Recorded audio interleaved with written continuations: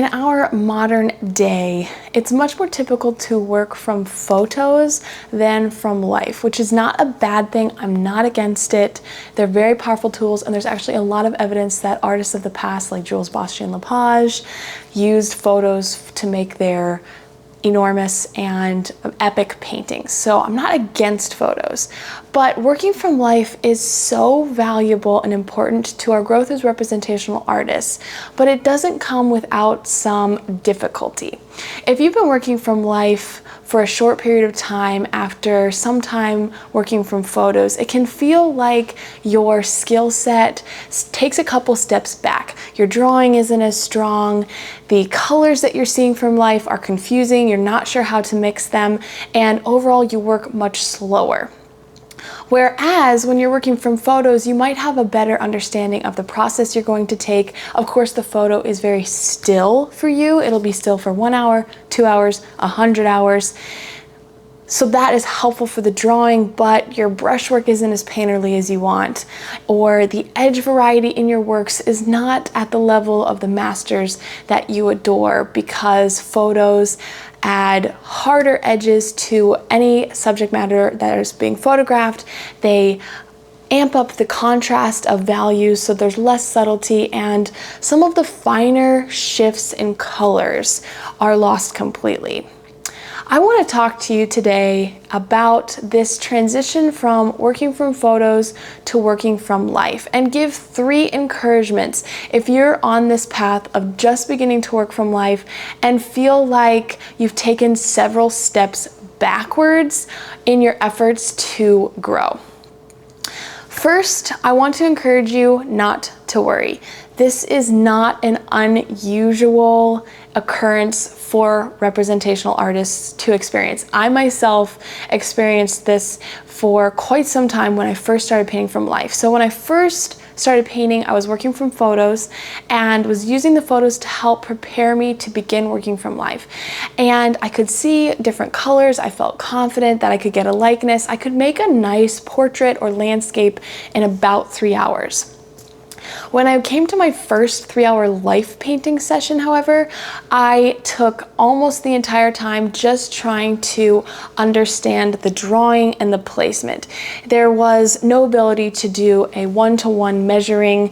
I was working with photos printed out right next to my canvas at first, and so I could make direct measurements, and now I'm standing several feet away. I have to use my eye to measure more, or my brush, which felt way less accurate, and I could not for the life of me see color temperature shifts. In this example, I was working from a live model, and I felt like the dark shape of the skin and shadow was all one color, could not see any shifts, and then the shape of the light, the skin and the light was all one color. I could not see those subtleties. If this is something you're experiencing, please don't worry. Why is that important? Because fear is the #1 killer of creativity. Fear that you're not going to succeed before you even begin, fear that you will never learn how to do a better job, fear that everyone else understands it and you don't. All of those things are chipping away at your creativity and slowing your progress down. So the first thing I want to encourage you with is don't worry, press on. There's so much more subtlety when working from life. It takes time for our eyes to adjust and for us to learn to see. In photos, it lulls us into a false sense of security working from photos because of things I've already mentioned. They're very still, but that leads to often very sterile or overworked brushwork. The colors are very strong, and usually that leads to colors being too garish in your paintings and not having that subtle richness that you see in museums. And then again, the edges. They are much more evident because they're usually all very hard. When you transition to working from life, all of those things become more subtle, and it takes time for your eyes to adjust and for you to understand how to portray those things. I want to, before I move on to our second point, just as a little bonus encouragement, there will come a time as you continue investing in yourself and painting from life, whether it's still life, landscape, portrait sitting, that working from life actually becomes easier than working from photos. You'll have a session where all of a sudden, instead of just seeing one big shadow color, you'll suddenly see a small shift of the form from slightly redder to slightly greener to slightly more purple as it turns across the form, or in the shadow of a tree. See this color temperature shift within the same value. And shortly after that, it will become easier for you because you will miss that subtlety when you go to work from photos.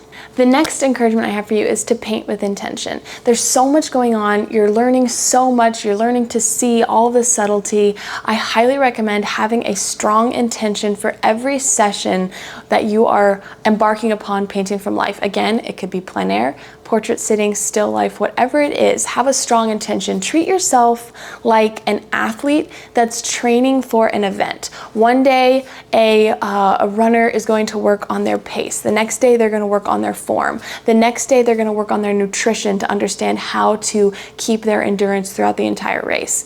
They're not often working on every element at once until the end of their training when they're taking those longer runs in preparation for the marathon. Treat yourself like an athlete and have one intention for your painting session.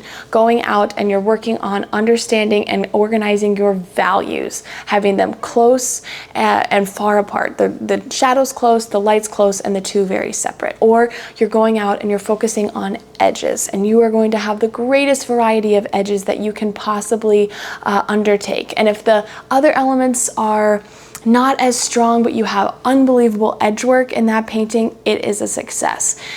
Painting with intention is going to push you further faster rather than going out and having the goal of just making a masterwork painting that looks like John Singer Sargent's paintings in Italy. That is an emotional goal. It's not a visual goal. We're visual artists. Give yourself a strong intention when you are painting from life. You can make more progress in 1 hour of painting with intention than you can with 3, 4, 5 hours of painting haphazardly. The third and final point of encouragement I want to share with you today is, if you can, and in this modern world, there is really no excuse for not doing this, paint with artists who are better than you at what you want to do. So say you want to be a better portrait painter. Go and paint with the best portrait painters that you can find, whether it's in your area or online or in a book. In our modern day, we have so many resources. There are life drawing groups in our area. There's now an online life drawing group with me. There are workshops in person and online. There are plein air groups in every state meeting at different points. And there are artists opening up their studios to share their insights. It's very important to paint with people that are better than you or have contact with them. Maybe there's not people in your area that are painting that are ahead of you on the path that you want to take, but they are out there in the world. They're probably on Instagram, they probably have Facebook, or they have an email on their website.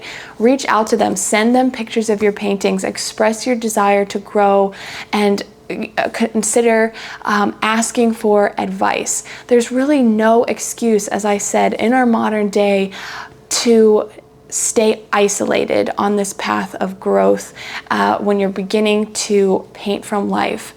Our modern day painters and masters are available and teaching. Take advantage of it. It doesn't have to be only a workshop or in person. You can take advantage of the online resources, or a combination of all of the above. Getting books from the library and studying the masters who are deceased, going to museums, doing studies of master paintings. All of these things, working and learning from artists who are better than you, will help you on your path. So if you're one of these artists that is just starting to work from life, I want to encourage you not to worry, to paint with intention, and to paint and learn from those who are better than you. These are 3 of the most important factors that you can have as an artist to grow in whatever pursuit, medium, or subject matter you are looking to grow in. Not worrying, not having fear. Fear is the killer of creativity. Painting with intention, having clear, concise goals for yourself while you're painting to keep focus at the easel rather than painting haphazardly without much thought. And then 3, having a mentor. Those are really the 3 keys for growing as an artist. Painting from life is such a vital part of our growth, as I've stated, and I noticed in the last year that it's one of the most difficult things for artists to make happen for themselves, particularly with portraiture. Landscape is much more accessible. All you have to do is go out your front door, maybe drive a little bit, set up, it's there. But portraiture, which is really the foundation of learning proportion and edges and color temperature, is much harder. Maybe you don't have access to models, maybe you don't have a place in your studio where you can light them, maybe your local life drawing group doesn't have good lighting setup, so it's not worth the long drive and paying for parking.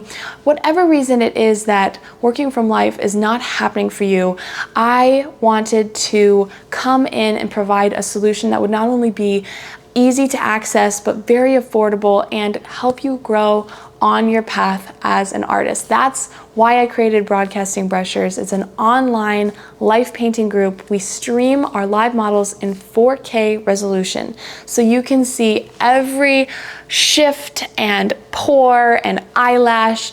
You won't believe the quality of it. For 3 hours, twice a month, I'm painting live. You can see my painting, you can see my palette.